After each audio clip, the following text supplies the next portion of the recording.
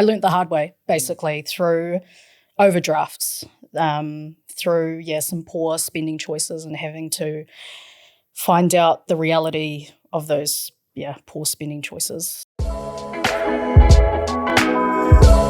are back in your life, and today, brought to you by Pocketsmith, we've got a brand new series, and out of like 400 episodes, this is probably the most excited I've been to film a podcast for a while. We are giving financial advice with a couple from start to finish and going to work with them for the next 12 months. I've got Rachel and Dion here. Okay. Welcome, guys. Thank you. Thanks. Yeah. How are you feeling about sharing your life on the internet?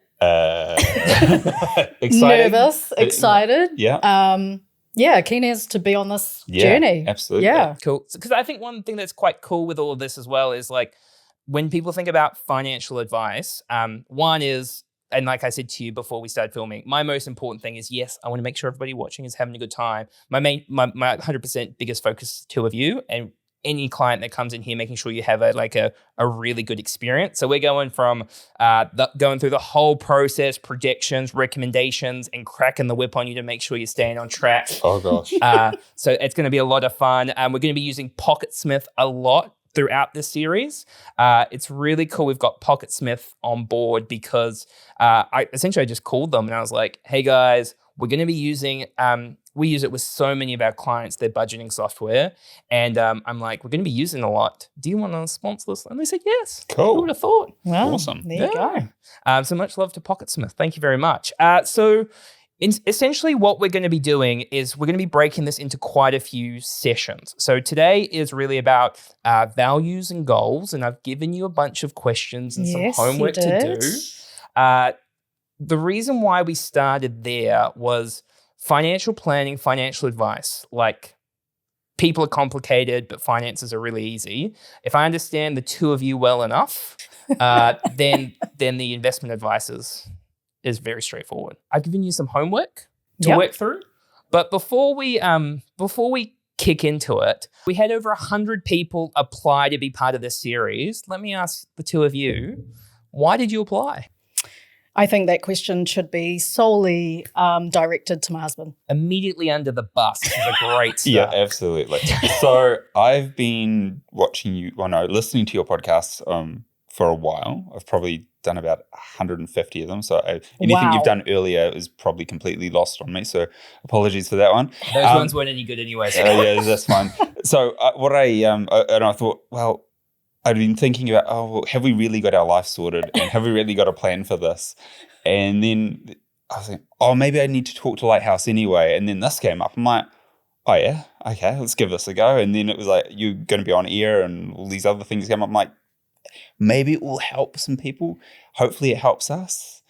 Let's throw our name in there at midnight or something like that. And away we went. Yeah. And so obviously Rachel's made it very clear that, Dion, you have instigated this. Absolutely. The discussion with Rachel, what did you say? Or lack of. It was, hey, we've been potentially selected as one of 4 couples to go into this financial advice thing after Em reached out to us. Rachel's like, what? Huh?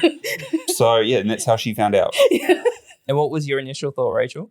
50-50, excited, but also concerned because I thought we were okay. Like, I thought everything financial-wise, because as you'll find out, Dion very much takes the reins on all of that in our marriage and our family. So, yeah, I was kind of concerned, but excited too. Yeah, we've got quite a few credit cards to disclose to you in this episode, actually.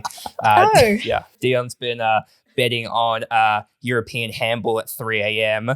and we've racked up a big bill that we've got to work through.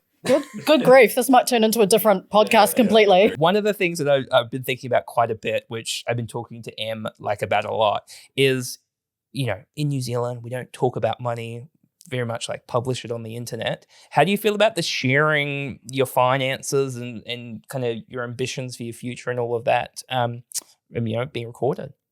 For me, it's 50-50 because having listened to a lot of podcasts on finance, it showed me that a lot of people who are doing well are always willing to talk about where they're at. And yes, we're possibly comfortable. I don't know. You can probably tell me better than I can. But it was more having the opportunity for regular New Zealanders to also hear that, like, oh, okay, cool. If someone else is willing to open up about it, maybe I can have those conversations in the workplace, at home, with my friends and family. Like, for instance, talking to your uncle and aunties about retirement isn't something that's done in New Zealand. Talking to your family. So how am I meant to know how they're doing or how I'm doing? I'm not going to go and ask my uncle, hey, how much have you got in the shares at the moment? So having this opportunity to sort of share the this with the world is kind of exciting. Yeah. And you, Rachel? Well, I'm a teacher, so my income is an open book. Yep. So I've got no problem with, and I've got nothing to hide. I'm not betting on, handball games or anything. Yeah, so. I tell you what, though, the market is wild at the moment. Like, Poland's just on a run. I didn't see it. Okay, well, let's change tact a little bit. So obviously, a lot of this is around money. Money's a bit of a taboo subject. That's why we do the podcast. Let me ask each of you. Maybe I'll ask you first, Rachel. Who taught you about money? No one. Straight up, no one. I taught myself a bit, but through some not so good experiences.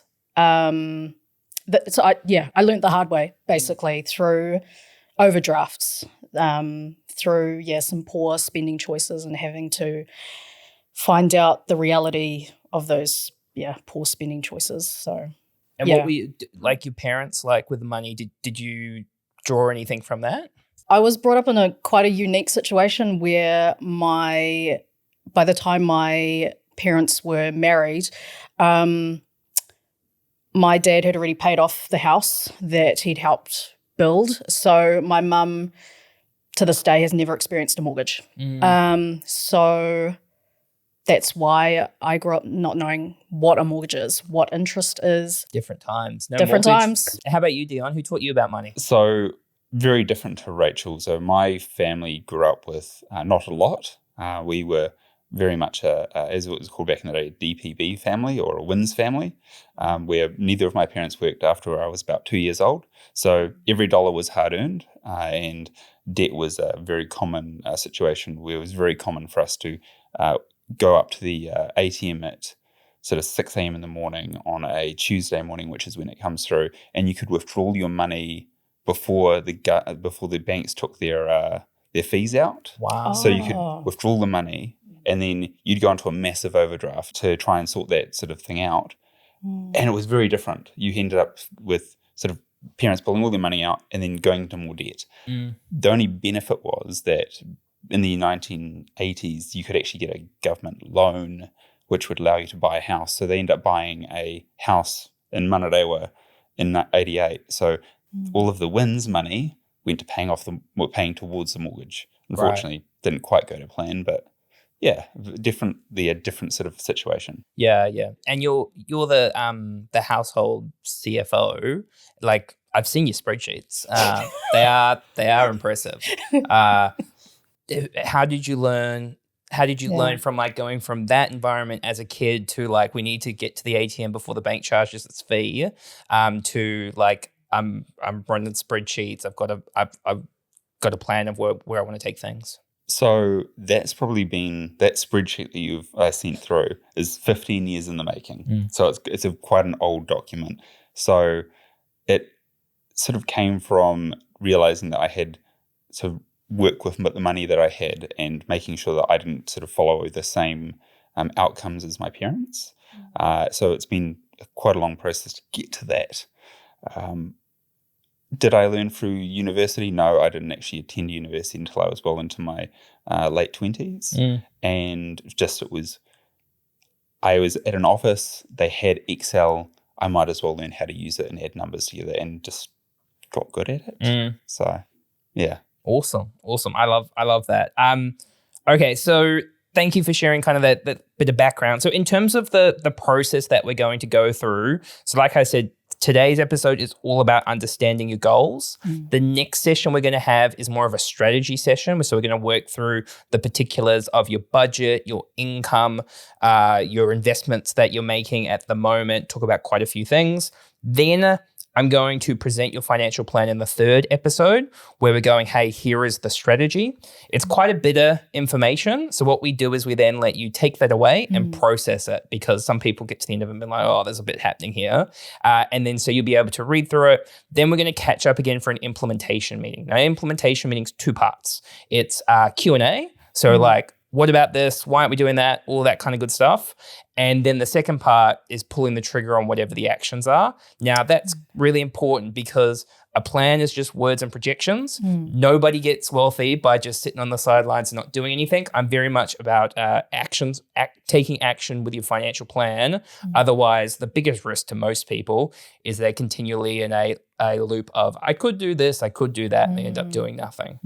Then we're going to move to, once we've got the plan in place, we're doing the check-ins. So we're doing a 1-month check-in, a quarterly check-in, and we're going to kind of keep going along that kind of line to make sure that the plan is going as we're expected. That's where Pocketsmith is such a good tool. So much love and respect to your spreadsheet. The spreadsheet will die because there's this crazy thing called data feeds. And the great thing about Pocketsmith is you can lie to a spreadsheet, and I'm not saying at all that you're lying to your spreadsheet. I wouldn't imply such a thing.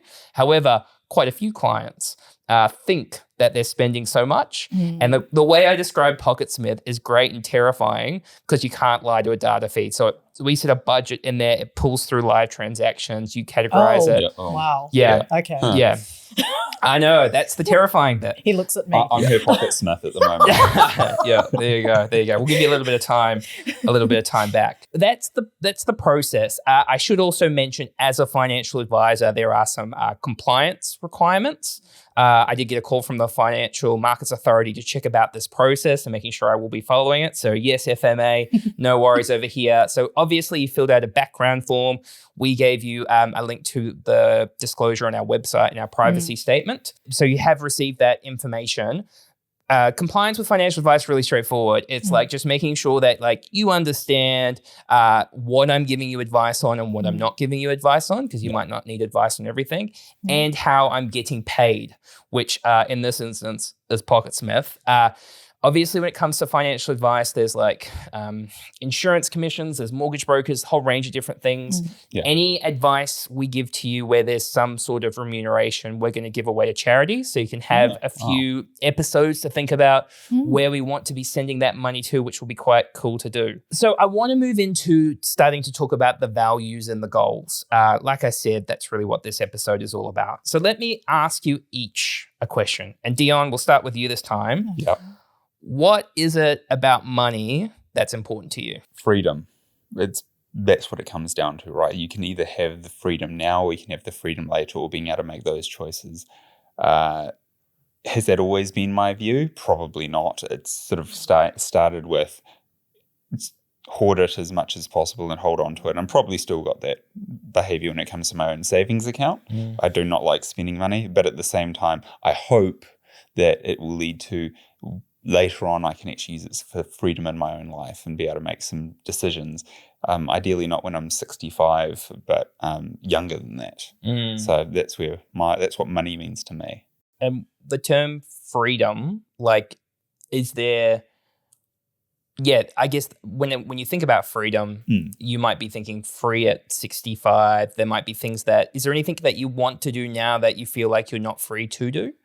I think what it came from was recently I was actually talking with Em before this meeting, was the idea of having the choice to, say, work 4.5 days in a week and spend a half day, like a morning or an afternoon, doing something interesting, like coming into an office like here and learning the ropes, learning like what's actually involved in being a financial advisor or a planner. And even if I'm just in the background getting coffees, it's just being able to be a bird on your shoulder, really, just to learn more. Because I love absorbing information, but I'm terrible with my time, where I think that if I haven't got enough coming in, then I'll sort of stress about that in the meantime. So I love learning. That's probably why I spend most of my time on podcasts listening to them or reading books and things like that. So in the notes you sent me, there was a line that I found quite interesting.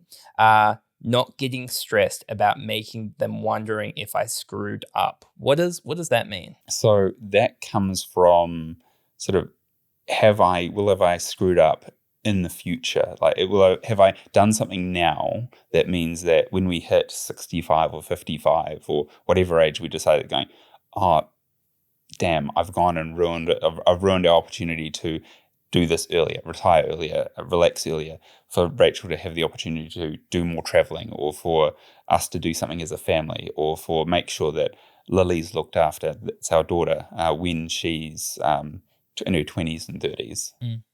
Awesome. Cool. Okay. Same question for you, Rachel. What is it about money that's important to you? Now, I sent back the answers late one evening. I think good answers. near the end of term. So you're gonna have to refresh my memory of some of the things I said. But I think I might have mentioned freedom too. Freedom to make choices. Maybe I find so much value in my career. I'm so passionate about being a teacher. So I feel like, well, it's in the media a lot at the moment about teachers' pay, but and I'd always like a bit more for the government to show a bit more value to teachers. But anyway. One thing that you did say within it, which I thought was really interesting, which kind of hit me quite hard, was recognition of expertise. Okay. And like along the lines of that, like you are highly skilled and you deserve to be paid what you're worth. Yeah. I know in the media there's a lot of talk about teacher. It's not about the pay, but you know what? Part of it is. It's a hard job, and and it's an open book, about how much teachers earn, and I really think it's not enough. Yeah. But yeah. And money is 100% like it's a currency of value, right? Yeah. And I completely get what you're saying. And then so we mentioned Lily. Dion mentioned Lily. You did talk about opportunities for her in the future. How old is Lily? And when we think about when people go, I want to give my kids a head start, it means very different things. Yeah. What are the opportunities you'd like to give Lily? I think it comes freedom again. Like I'd like, she's 9. She's year 4 at school. And she's the only child we're going to have. And I'd like to think we're both on the same page here. We collectively just want to pour so much time and resources into her and into her future, whatever that looks like. So if she wants to study, if she wants to have a gap year or 5 gap years, we want the world to be her oyster. And I think we want to work really hard so that the future can be whatever she wants it to be. So whether that be, travel, study here or overseas, a family, a house, a car. Yeah. Anything to add to that, Dion? So absolutely, I do want to give her freedom, but I also want to make sure she's grounded. So that's where my life came from, that I was grounded as a child, being you have to work your way up. So you've heard of these kids who get their literally life on a golden spoon or silver spoon. So as much as I want to make sure that she gets that, I'd also like to make sure that she's grounded at the same time. So that's where I get nervous about, do you send her to the private school and do you send her to all these other nice things? But you kind of go, do they then kind of lose the gravity of the world that we live in and the areas that we live in? So I want to make sure that she's still grounded, and I think she is as a person, but you'd hate to lose it as she grows up or as she gets older. Yeah, I think that's really good to hear because there is a big risk from people who don't come from money and then they're in a position to give their kids a head start. Essentially, you can go, I don't want Lily to go through what we've had to go through to get to the position that we're in, but what you had to go through makes you the person that you are now. And I see some like families get it right, but I see most families get it wrong. And I think it's that the way I've thought about it after lots of years is like you're the fuel on the fire, right? So like making sure that she's got that grit and she's got that like not just like mummy, daddy, help me with money, please, but that like she's like locked in, loaded. And then, because I do think the reality, I mean, she's 9, say she buys a house in 15 years, what a housing price is going to be like by then. And God. she like people are going to need help. Yeah, absolutely. Yeah. Yeah. I mean, I didn't get help for my property. Mm. And I didn't get help for this when we sort of moved into our new place, although that was many moons ago and houses were like 3 cents back then as well. But yeah, I think that going forward, you start thinking about what does it mean for the younger generations now going, oh, I've got to buy a house, or I've got to go and live at university and pay like $20,000 a year in student living costs. That if that's what it costs, I don't actually know. I didn't go to uni, so I mean that's really good to hear. So that's a bit around the values. I want to move a bit more to the goals, which essentially when we think about financial planning, there's only like 4 things that people mainly have with their goals. It's where do you want to live? What does your lifestyle look like now? When do you want to retire? And what do you want to be able to do for your kids in the future? So the first one was around the house that you're in.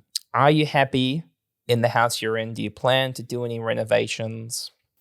we kind of renovate as we go. So we've been pretty good at doing that. So one year we'll do a kitchen, next year we'll do a bathroom, next year we'll do the back deck that we never use. Yeah. Did the roof. Did the roof last year. Skylight. So we've been pretty good at that. Have we probably invested enough into it to now say, oh yeah, we're pretty comfortable with it? Absolutely. Yeah. Do we want to move?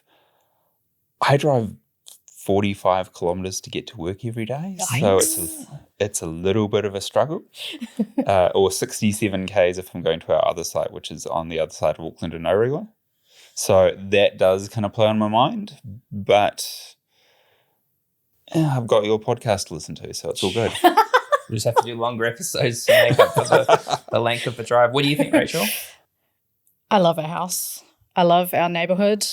I think what will come into play is where we send Lily to school, like for intermediate and high school. I think that will play into our decision whether we stay. Yeah. And so that's 3 or 4 years away?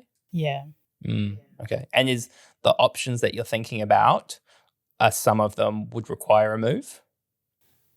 Yes. Yeah. Yeah. So do you go and dump a whole bunch of money into a private school, and then you have to try and pick one that like would suit Lily as a human being, or do you then go? That's deep.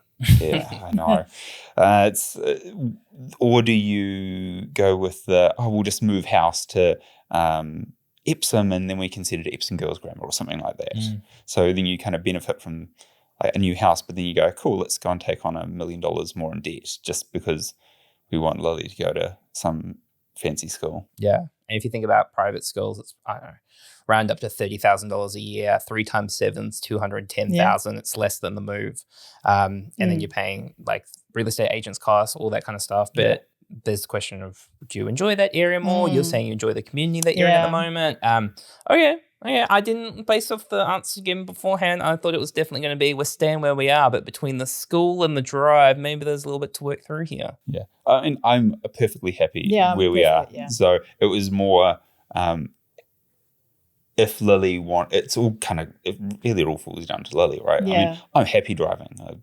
I'm perfectly fine with driving for hours and hours per day, but I'm more around what does the school that's local to us offer for her? So we're going, well, that's 4 years away. Are we thinking too long term? Some people just think 6 months in advance, we need to move house because our child's going to high school next year, and the one that we've currently got on had a recent lockdown or something like that. So they want to look for a school that's slightly less lockdowny. Probably keen to jump back to the house a little bit. Yeah. Let's talk a little bit about your current lifestyle. Okay.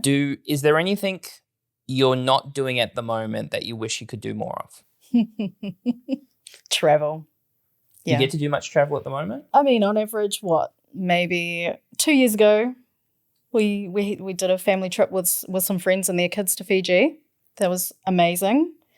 I think I'm heavily influenced by my upbringing. Again, I was very privileged enough to travel a lot with my parents.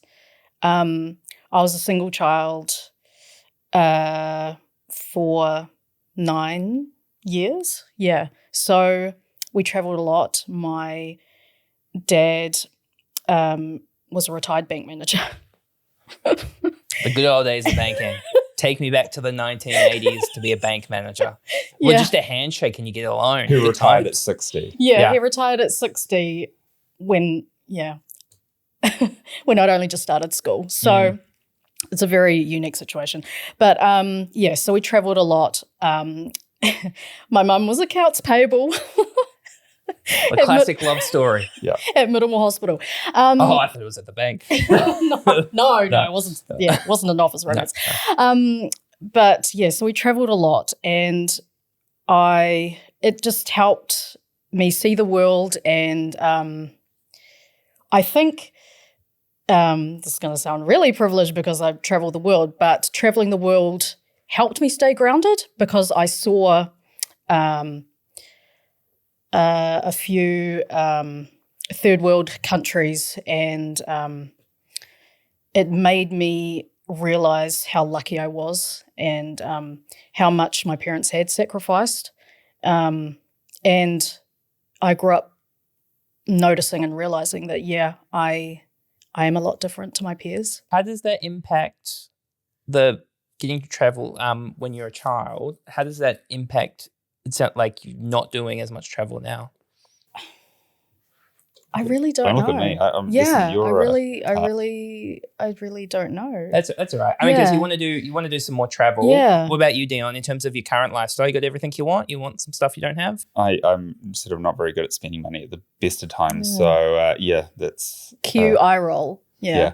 I'm perfectly happy with what I've got. I have everything I need for day-to-day life. However, what I do want is some time back so I can sort of explore some opportunities to take that half a day off and come and hang out in a different office, or go and learn something about marketing, or learn something about wealth management, or learn something about technology that I don't really know about. It's that kind of thing that wants me to get my time back. And I've sort of been lucky enough that the work I have done already within my current workplace and workplaces before have given me a lot of opportunity to explore that, but it's also opened my eyes to that opportunity to do it more and find out areas that I haven't had an opportunity to look into. I know it's a pipe dream, but it's always something that you can always want to do from a work-life balance. Yeah, I don't have. He doesn't have it. No. You work a lot of hours? I do a lot of hours. How many hours are you doing? I think I'd already done 50 by yesterday. So, and today I did 4 hours this morning. And for those who don't know, what do you do for work? So I work in data centers.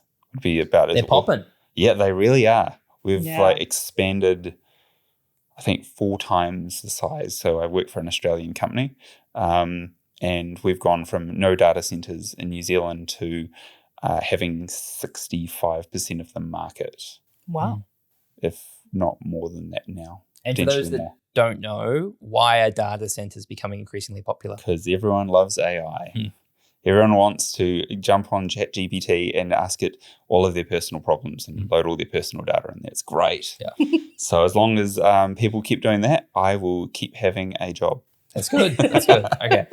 So you're working long hours, and you don't want to have to work long hours forever. I don't want to have to work long hours forever, but I'm not the type of person who can just sit still and sit on the couch and do a whole bunch of TV watching, doing nothing. I'll be the type of person who will be bouncing around, needing to go and, okay, I'll go outside, I'll go for a walk, I'll clean up the garden, I'll do something that will keep me mentally occupied. So I'm very terrible for I'm an active relaxer, I think is the word that you're looking for. I was just about to say that. Yeah. I'm not that person. I want to sit on a beach and do nothing. Me too. Yeah, I feel you. Fiji is not Rach we talked about loved Fiji. The kids adored Fiji. Fiji for me was slightly torture because it involved. He was the one on the jet ski. Yeah.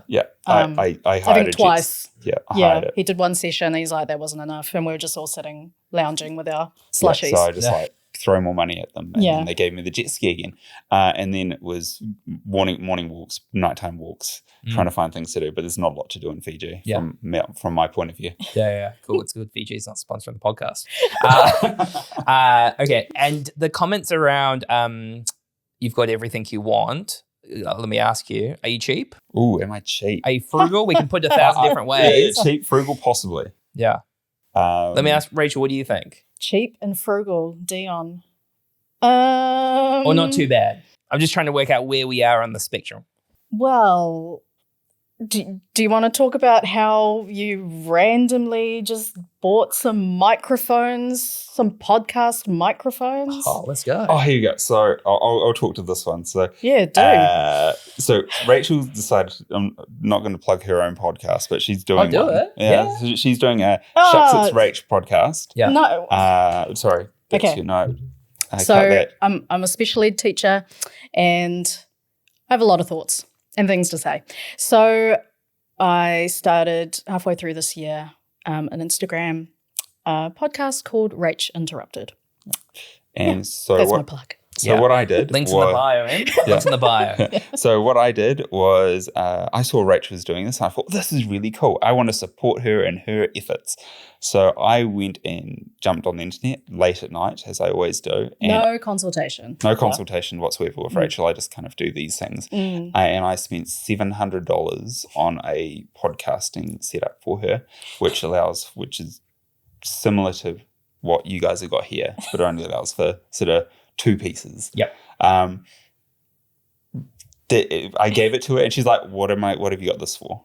I'm like, what am I going to do with this? I'm like, well, I've already given you lav mics and a bunch of other stuff and like, here's a dock for your phone and that's Didn't go down well? didn't go down well at all. I like it. No. You believe in her and you're backing her. Yeah. And are you guys on the same page in terms of like sometimes I talk to couples and one's a saver, one's a spender. Are you guys like pretty on the same page in terms of what you spend your money on? I'm saver. I'm a spender. But through this holy union with Dion, I have become very much a saver. Yeah. And you're okay with that? No. No. Cool. All right. Well, I want to move on to the R word. I want to start talking about retirement. Oh. And we're going to talk about your retirement plans after the break. This series is brought to you by Pocketsmith. I'm so excited to have them on as a sponsor. As a financial advisor for over 10 years, I encourage all of my clients to use Pocketsmith. You know, budgets on spreadsheets are great, but you can lie in a spreadsheet. And we'll see if Dion and Rachel align with their numbers. Pocketsmith is great because it pulls a live data feed with ultimate security behind it, where you can set a budget, you can categorize transactions. Once you've done it once you've categorized Countdown once, you don't have to do it again. It's all set up, it's that easy. Click on our Pocketsmith link in the show notes below where you get 50% off for your first 2 months. Now, back to the episode. Alrighty, let's talk about retirement. Ew. Rachel, so you're a teacher? Yes. You got a full-on job. Yes. Do you want to do it for the rest of your life or do you want to be able to retire at some point? I'm really happy to do it for as long as I can. I have no set age in mind, like 65, 70. Nope. I want to do my job as long as I'm still passionate about it. I'm still relatable to the kids. Maybe I'll be that cool nana. Who knows? I don't have any set timeline for retirement at all. Cool. Okay. One follow-up question, double check that. If you won the lotto tomorrow, would you still go into work on Monday? How much? Let's say 10 million. 10 million? Yeah, I'd still go to work. Well, is there a number bigger than 10 million? Where only if you can build your own school or? Yeah, I would actually love to build a school. Yeah. Yeah. I'm sure you've got some ideas there, which is where you can check out the podcast to see what Rachel will do with the education system. Okay, so you're happy working. I'm very happy. That is quite material to the financial plan because essentially if we're happy working for longer, sounds like Dion wants to have some more flexibility. So the plan is, Rachel, you work forever. Dion, you can stop working and we're done. Perfect. Sounds good. Yeah. How about you, Dion? I think that I would like to do some form of work or do something that would keep me mentally busy. Do I need it do I want it to be something that helps me earn enough money to look after the household? Yes, but would I be happy if it was something I could sort of reduce my amount that I earn? The household's still okay, but it's something more interesting or something more passionate? Absolutely. Could I sit on the couch for 40 hours a week? No. So I just want the work that I do eventually to be more interesting. Not that I'm saying that my current job isn't, but more varied and something more I can explore, shall we say. More time to mentally explore other opportunities. Yep. No, I get you. It's quite a common thing to go, I want to stay active. And I think purpose outside of work is really important. So I completely get what you're saying, that it doesn't have to be tied to earning an income. You be busy doing something else. Yeah, absolutely. If you won Lotto tomorrow, would you go into work on Monday? 10 million? Sorry, doing the maths. No. Good to know.